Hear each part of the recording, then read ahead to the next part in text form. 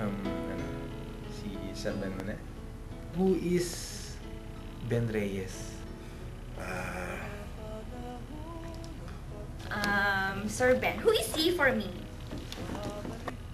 Sir Ben, Si Sir Ben. Kay Sir Ben, Kay Sir Ben. Si Sir Ben. Si Sir Ben, Sir Ben ang parang tatay ko sa IT. He's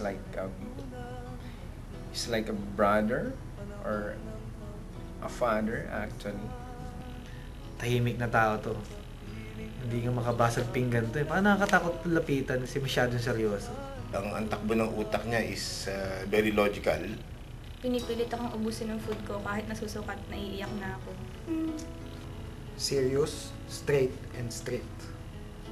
Mabait na tao to. Yan talaga ipaglalaban ko yan. isa rin sa mga napakagandang ugali meron niya sa IT. Yung respect ko sa'yo, sobrang taas. Si Sir Ben ang parang tatay ko sa IT. And thank you sa pag-remind mo sa akin parate na mag-smile kahit sobrang gulong yung araw. So from him you can get advices, mga parang guidance with regards, lalong-lalo na how are you going to treat other people. Pagka once na nakausap mo na siya, marami kang mapupula sa kanyang mga aral, mga techniques in life. Actually, I myself learned from him things that I took for granted in the past. Tulad halimbawa yung mga 8D na yan, yung mga OCAP na yan, mga FMEA na yan. Ang lalaking ang kulit-kulit mag-advise, hindi man makulit, para talagang tatay figure sa akin. Naiyak na ako.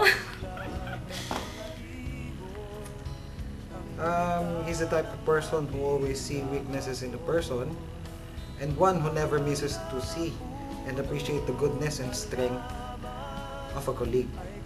Kasi nangyari sa amin yung dalawa eh. Kami na lang dalawa nakakalam nun kung kailan nangyari yun, ano nangyari doon, at saka anong kinahinat na nun. Medyo nakakamiss lang dahil wala nang lulukuhin si Dennis. Biro na, Sir Ben. At di ko makakalimutan experience with Sir Ben is yung meeting na makabuluhan. Talagang marami kang matutunan kay Sir Ben.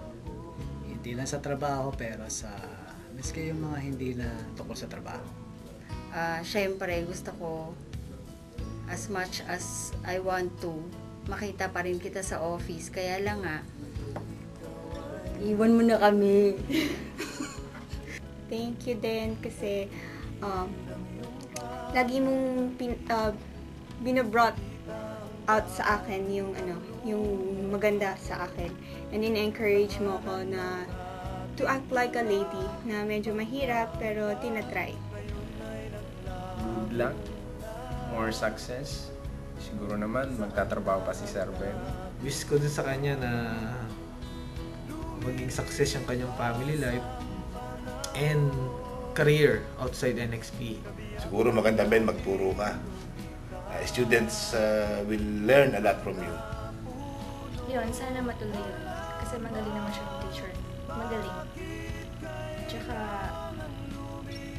talagang hindi titigil. Hindi kanya tatantanan hanggat hindi ka natututo. Is more success despite your age, syempre.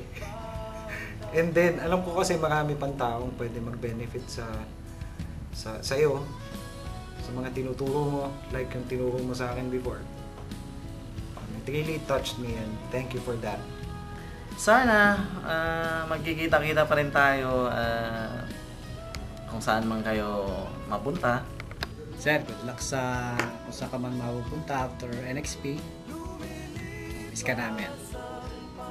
Pero good luck, good luck. Sana balitaan mo ko kung saan ka pupunta. Ang wish ko sa'yo, good health din. At saka sana mag-keep in touch ka kung saan ka man mapunta. Yan lang. Bards! You made me feel comfortable when I first get in, and up to this day. I will surely miss that approachable Ben. Paano na yan? Wala na akong katandem, Papa Bear. You made me laugh. I'll continue praying for your health and for your mom's health. That's all, Papa Bear. Love ya. Bye.